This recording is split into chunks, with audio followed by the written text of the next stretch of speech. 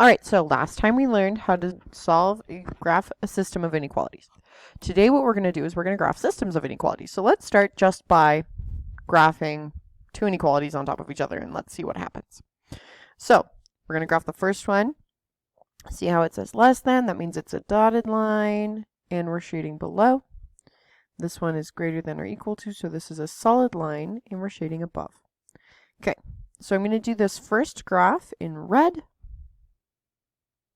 Okay, and we're going to start on -2 because it's the number without the x, and we go down 3 over 1, down 3 over 1, up 3 left 1, up 3 left 1, up 3 left 1, and up 3 left 1. Okay, so here, oh, this one should be dotted. Well, this is even easier if it's dotted. Just do this.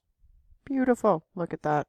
Okay, and then it's less than, so I'm just going to pick a point and go directly down, so it's everything over here. Obviously, flawlessly covered. Okay, and then my other line, I'm going to graph in green. Okay, and this one we're going to start on -3. And then we're going to go up 1 over 2.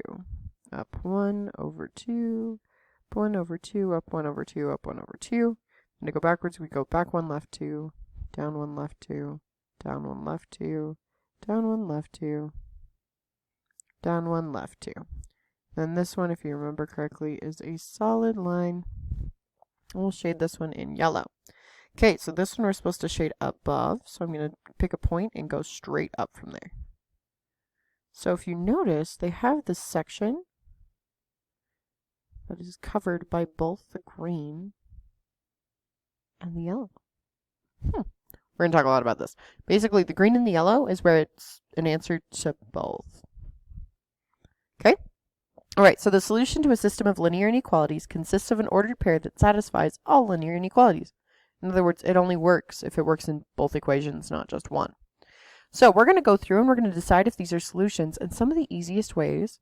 So remember me telling you that the only place that's solutions is going to be the place where they are both shaded. Now, because these are solid lines, we can include the lines. If they weren't solid lines, we couldn't include the lines. And then it's going to be everything in this yellow area is a solution to the system. Okay? So, let's go ahead and look at where these are. So A is 0, 0. That's right here. It's in the green, or I'll do them with red because it's super hard to see the black. There we go. So 0, 0 is in the green. It's not in the blue. So this one doesn't work. Okay, so let's try 5, 8. So that means go over 5, up 8. So 1, 2, 3, 4, 5, up 1, 2, 3, 4, 5, 6, 7, 8. That one's in the yellow, so yes. Let's do 1, 4. So I go over 1, up 4. 1, 2, 3, 4. It's on the line, but because it's not dotted, that one works. Okay, now let's do 4, -3. So I go over 4. 1, 2, 3, 4. Down 3. 1, 2, 3. Ooh, that's not going to work at all. So over 0, up 10. Oh, that one worked beautifully. Then we're going to go over 8, up 2. That one didn't work. So we're going to go over 8, down 7. That's definitely not going to work. -10, -10. That's not going to work. +10, +10, however, does work. If I go over 0 and up 100, that'll be somewhere way, way, way up there. I can see that that one's going to work. If I do -50, -251, that's somewhere like way the crap over here. That's not in either one. Then if we go over 10, up 27, that's somewhere up here. And that one is going to work. Okay? So sometimes it's like logicking through it. Very good verbing, I know. It's thinking your way through the problem and going, if this pattern continued, would this dot fall within these parameters? And in the cases of some of them, they do. Okay, so for each of the following, we're going to graph the inequalities to find where solutions are, write down 3 solutions, write down 3 non-solutions. These are our goals. So right here is our graphs. On this first graph, I'm going to start at 3. So I go up 3, 1, 2, 3. Then it has a slope of -2. Remember, it's -2 over 1. So I go down 2 over 1, down 2 over 1, down 2 over 1, down 2 over 1, and I continue this pattern for the rest of my life. I go up 2 left 1, up 2 left 1, up 2 left 1. Okay, now I have to notice the inequality symbol. So I see it's less than or equal to, so that means I have a solid line connecting all of my dots.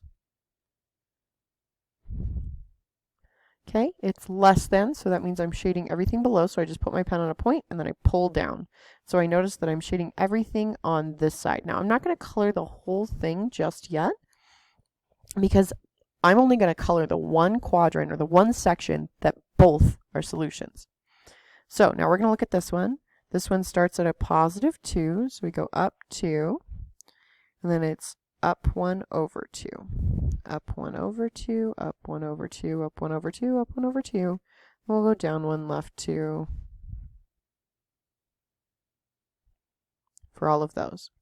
Now this one doesn't have the line underneath, so we're just going to have a dotted line. And this one is greater than. Because it's greater than, we're going to pick a point and we're going to go directly up. So we're shading on this side of the line, right here. So now I can see it's going to be yellow and green in this quadrant right here. Right? So anything in that quadrant or on the solid line in that quadrant is going to be a solution. So some solutions would be like this point right here on the solid line. It's negative 1, 1, 2, 3, 4.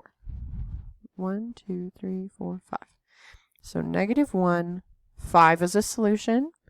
This point right here looks good. This is negative 1, 2, 3, 4, 5, 6. So it's negative 6 up 1, 2, 3, 4. Or we've got this point right here. We've got negative 8, or yeah, negative 8, negative 1, because that's in the blue and the yellow. I mean, in the blue section that I've colored blue because it's yellow and green. Okay, some non-solutions, these are ones that will not work, would be anything on this dotted line. So like this point right here. So this is negative 1, 2, 3, 4. So negative 4, 0 will not work. Any point that's in just the yellow. So this would be over 1, 2, 3, 4, and up 8. Or in just the green, that won't work either. So this is negative 3, negative 7. Okay, so those are some examples of solutions versus non-solutions. So solutions, we can be on solid lines or both shaded.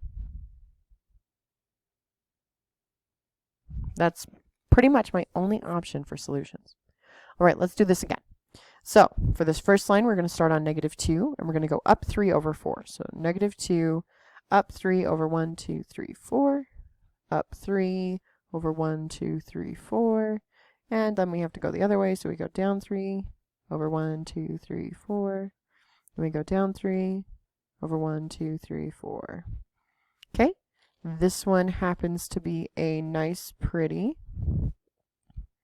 solid line. Like this. Okay, and it's shaded below, so I pick any point and I go down, so I know it's on this side of the green line. Okay, and then on this other one, it's going to be starting on negative 3. 1, 2, 3. And then we're going to go up 3 over 1, 2, 3, 4. Up 3 over 1, 2, 3, 4. Then up 3 over, oh, and we ran out of room, so we're going to go down 3 over 4, down 3 over 4. And this is going to be all dotted lines. You may have noticed that these lines are parallel. What's interesting is it doesn't super matter in these particular cases, as long as there's an overlap. So in this case, they do overlap. They overlap right here in this tiny little section in the middle. So this section right here, I'll color it in with black. This section right here is where my solutions are. And anything on that solid dotted line. So I'm going to go with the solid dotted line first. So we're going to go with 0, -2, because that's definitely there. And then we're going to go with, let's just pick a random point. So like this one right here, that's 2, -1. I could also go with a fraction point. So like I could go with 1, 2, 3, 4, 5, and 1.5, because that works. Because that's in there. It's in between the lines. Okay, and some non-solutions is any number on the dotted line. So like 0, -3, that's on the dotted line. Or any number outside of that. So like 0, 0. It's not going to work. Or like the point -10, 10 is not going to work. Okay? All right. Now I want you guys to go ahead and give this one a shot. And this one. You're going to be okay. You just subtract the 3x from both sides. And then you can graph it just like normal. Then give this one a shot. Again, you're going to be okay. Just subtract the 2x from both sides. And then we'll come back together and we'll do this word problem together.